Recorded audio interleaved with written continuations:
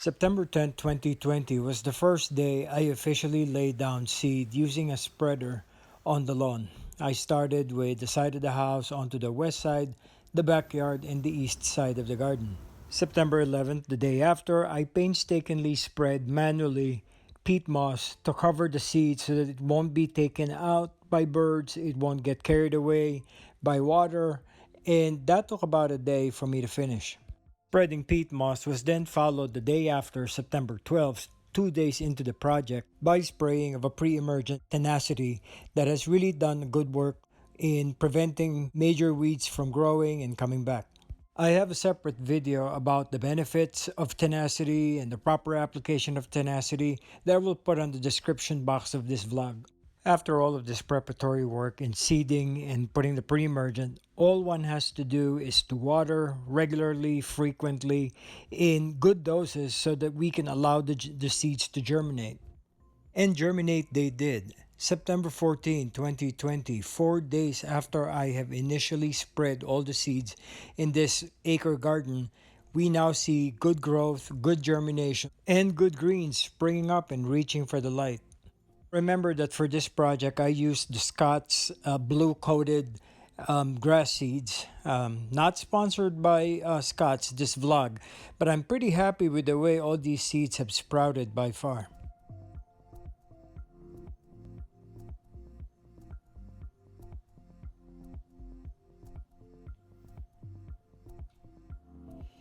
September 17th, a full week after I did my seeding, and one can see light green material growing and steadily coloring the front yard of our garden. This is a shot taken from our second floor bedroom. On street level, this is the same day that I'm taking this video, same as the one that I took from the second floor bedroom, and you can see that there is distinct coloring and distinct growth happening on the well cultivated soil of the front yard. Exactly a week after seeding, I'm fairly happy with the results so far. This is a view of the central backyard and the east side of the garden. The white material that you see on the ground is weed. The whitening effect on the weed is the direct effect of Tenacity. Again, I'm very surprised and happy with the result of the Tenacity application because what it does is it bleaches the weeds and it bleaches it continuously down to root level. So anything that you see that's white, that is weed. That is the effect of Tenacity, the pre-emergent that we applied immediately after seeding. Tenacity doesn't affect the growth of grass. So over time you will see, and in the following segments, how Tenacity has worked and how the grass has just healthily come up and reached up for light. There is also a starter fertilizer that I used on this entire property. That would be starter fertilizer and the application of Milorganite. 9 days after seeding, and the grass blades, the grass seedlings are steadily growing. Now, in this segment and in this video, you can see the bleached leaves of the weeds brought on by the application of Tenacity. And again, I cannot stress this enough. Tenacity doesn't harm the seedlings. It doesn't harm grasses. It is very selective and it only selects the weeds. And this is proof of it right on the spot right here. 9 days out after seeding, and while waiting for the grass to continually grow, watering is essential. I water this 3 times a day, making sure that it's soaked well, and I hold off on the watering when I know that the forecast calls for rain and more precipitation. What you're seeing right now is 2 days from September 17th, which is the original shot that I showed you of the grass from my second floor bedroom. Alrighty guys, several days after we did the first seeding for my front lawn, this is what the front lawn looks like. Fairly green. I've got a lot of good growth happening. I have this one tree that the builder planted when we first got the house, and so we have this noon midday sun with a shadow being cast right on right between the two planting beds. Because it is the fall and I have this one healthy tree growing in the middle of the front yard, I have some leaves leaves that can obstruct the growth, prevent light from hitting the seedlings. And so today I plan on air blowing all of these leaves and debris and whatnot that's going on. I'm also taking this video after we had 2 nights of rain. Rain and hail actually, and what it did was eroded a lot of the soil, a lot of the tilled dirt and earth that I prepared on the property. I have this very funny situation where I have that patch of puddle. That is the border between my property and my good neighbor's property. But what happens with torrential rain, I get a lot of rain sitting on that part of the lawn. It then erodes and goes to the front, this small strip of soil and dirt where I have my mailbox.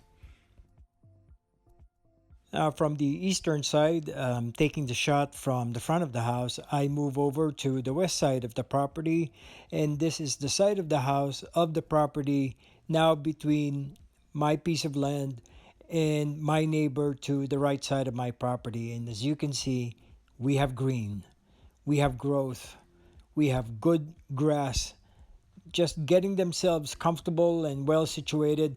I probably had a kid or two run across between two properties, and now I have this footprint.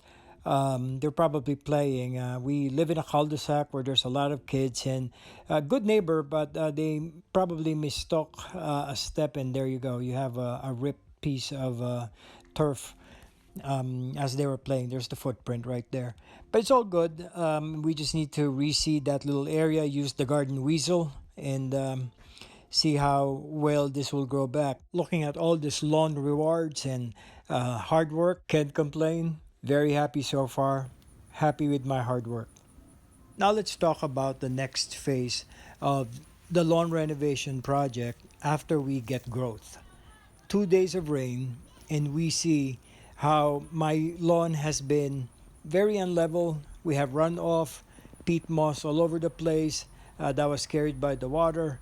And areas where now that I have the leaves and everything, we got to make sure that maintenance is key and that all of this will be cared for throughout the growing of the first phase of the seedlings. So discovering that I am now a bona fide lawn geek, I took out the tape measure.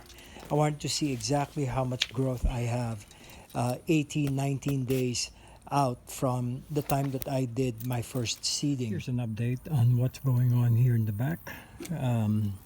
This is first and second seeding, and I'm very pleased with what's happening.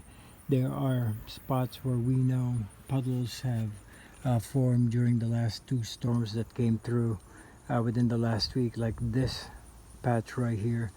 You can see the line, there you go, the line, water line created by the puddle, and that's all peat moss that have accumulated on the edge of that puddle.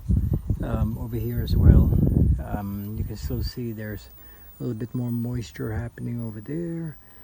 When I had my irrigation system installed for that zone over there and the zone over here, they created a trench, and that's that straight line that you see where the line came through.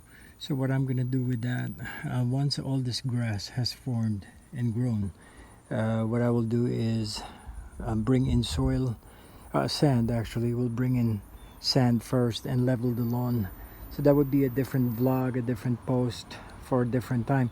By the way, have you noticed the difference between this current shot and the previous shot of the same location that I showed you in the earlier part of this video? Yep, that's right. No more bleached out weeds. Tenacity has worked. It has eradicated and killed the weeds from the leaf level all the way down to the root level. And so the expectation, hopefully if everything goes well, is that all these grass seedlings will grow, mature. I can do my first mow, and everything that we will see is about 95% green without the weeds. If you look closely, that dark green material where the grass seedlings are coming out of, that's already algae that formed because we have a lot of moisture in this section, and it is growing right on top of peat moss. And so what I'm going to do is tease that, allow the grass to be lifted up so they could grow better and get more sunlight and not get choked by the peat moss itself. What I did is basically scattered a lot of seed on the major parts of the lawn. Now the edges they will need work. That's the dry garden right there. I'm planning on putting down gravel right over there to keep that separated from the rest of the lawn. But I will be doing a lot of work in the next few weeks. But right now, before I do my mowing, I'm just checking to see what's happening with all the different areas where we seeded here in the lawn. And this will take about, I'd say, a week more for me to do my first lawn. And hopefully with the rain not being here and not making the ground too soggy, then we can use the reel mower so we can create my stripes and see how we can cut that lawn. Now along the west side of the garden, this is what the lawn looks like. Now again, I have a tree as proven by the shadow being cast on the lawn, and so I have all these leaves that I'm expecting to drop. And what we will do is we will blow them so that they are off of the grass seedlings, and so the grass seedlings could grow. This black patch right here is another area where we have a lot of puddle, and we shall see. I have more seeds to cast, and if this isn't growing the way I want to, then we will put the sand on top of it and level this lawn all together finally, so we can get some growth happening. But look at that green lawn that we have achieved. Now what I'm going to do is go here and start doing my first cut using the reel mower that I got from Greenworks, and so we'll see how that goes. Just giving you a quick update on what's happening here in the west garden.